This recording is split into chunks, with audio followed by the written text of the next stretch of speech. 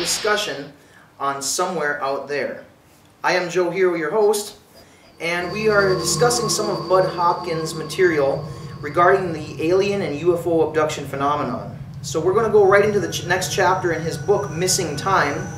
Missing Time is significant because it is very likely the book that pretty much made mainstream what was happening with people experiencing UFO encounters. So this chapter basically talks about how Bud Hopkins became intrigued and how he grew a curiosity for this abduction phenomenon. And so we're going to take a look at that in this discussion. Right off the bat, I guess would be something of interest is that what I'm going to put out there is a challenge to anyone out in the observing audience. Has anybody out there had a sighting of a UFO, or what they believe to be a sighting of a UFO? Or have you even maybe had an experience that you're uncomfortable discussing with somebody? Part of the program of Somewhere Out There is that I would like to come in contact with you in a way that would be non-intrusive, non-invasive. And so if you have anything that you would like to discuss with somebody and you don't know where to turn, that is part of the reason of having this program Somewhere Out There.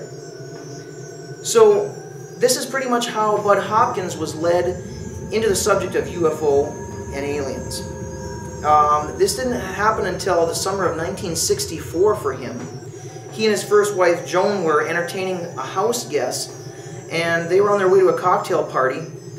This was the summer of 1964. They were going to the party on Route 6 near Truro, Massachusetts, when they noticed a dark elliptical object over their car and to the left. Now, this is a pretty similar way that a lot of UFO reports occur, and in this particular instance they were on a highway in their automobile when they noticed that a UFO, something that they couldn't identify, was flying over and low next to their car. So naturally they craned their necks and were trying to view this object, and Bud slowed down, and eventually it sped away out toward the ocean. So that was Bud's first encounter with, or at least that he documents, with UFOs. So it did.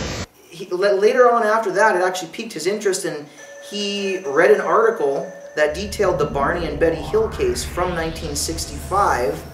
That's when it came out, so it had been the next year. This just kind of mulled around in his mind, and he didn't think a whole lot of it at the time. It was just kind of explained away.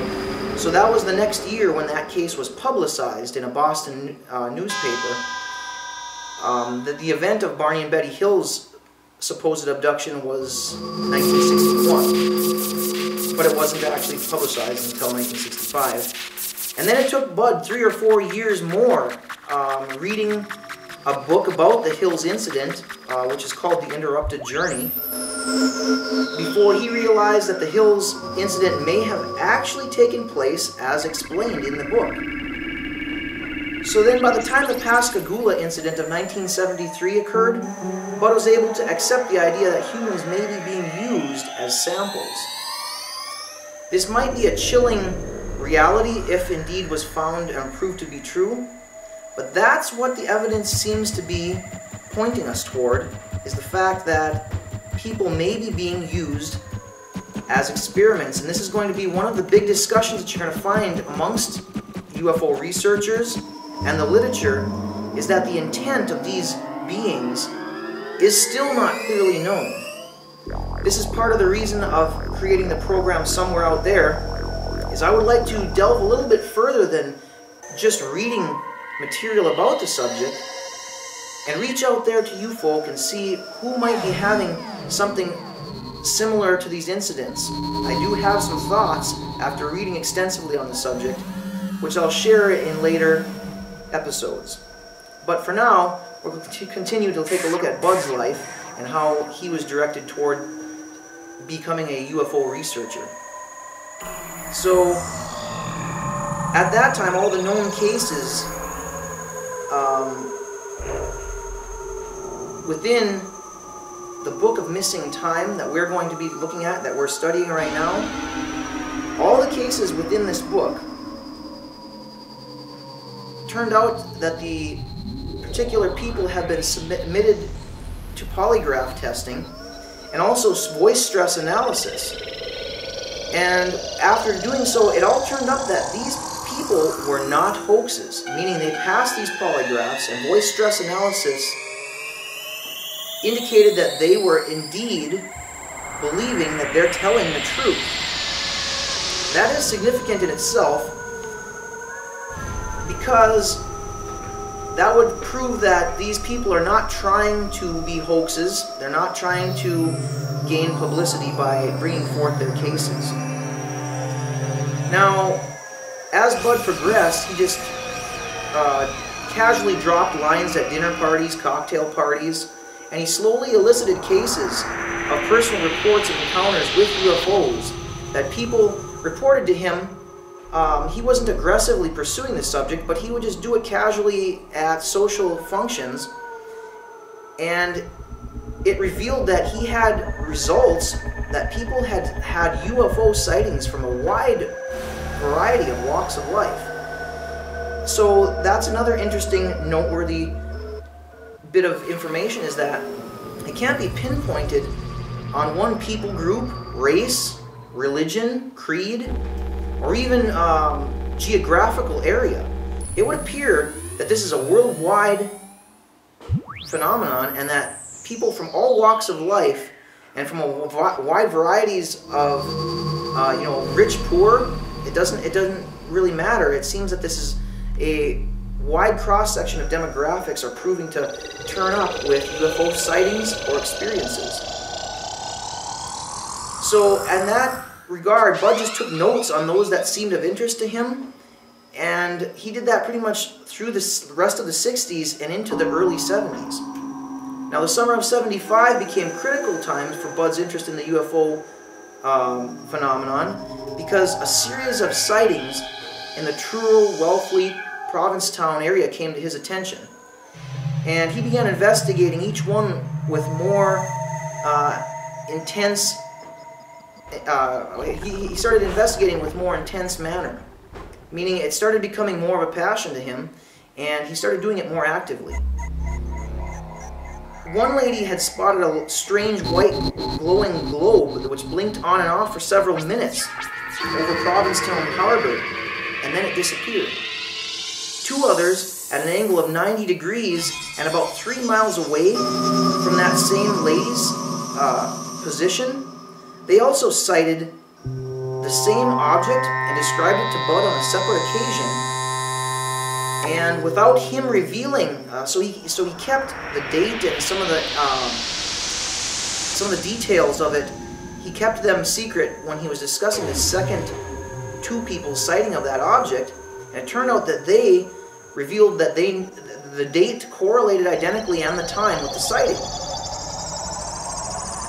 So even though the two people who verified that same sighting ran their own newspaper and did most of the photography and writing for it, curiously, they sat in their car and discussed this sighting rather than taking action to photograph it, even though they had their camera equipment in the back seat of the car.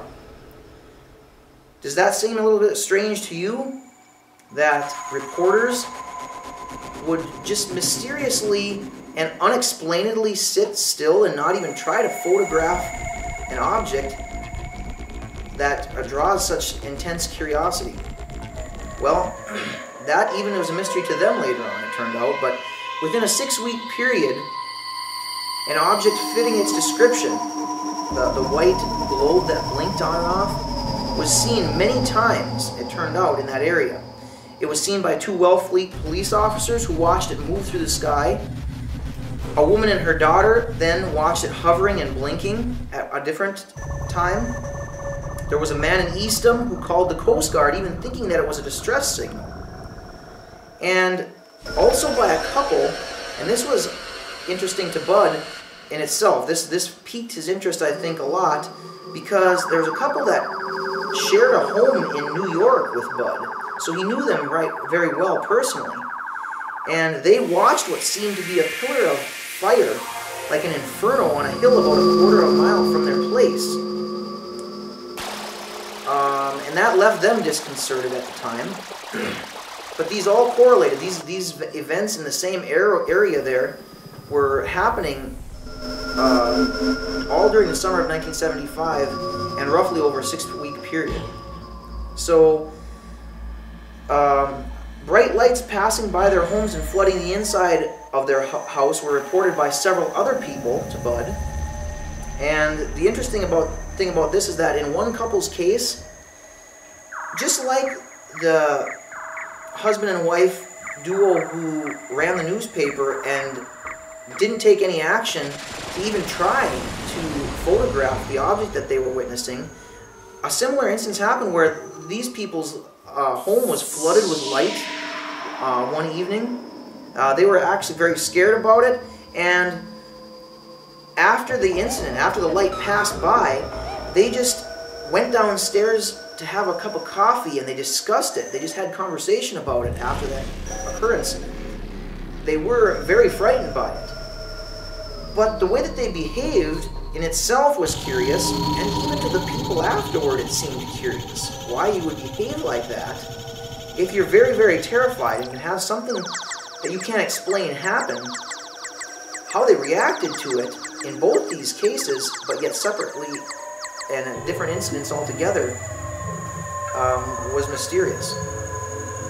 So now, as far as this first part of this book, Missing Time by Bud Hopkins, none of these incidences, these sightings that we just discussed, really rank very highly as far as UFO sightings. They're not of extraordinary interest to researchers, but they do describe the way in which one of the most prolific and active researchers in this field got his start.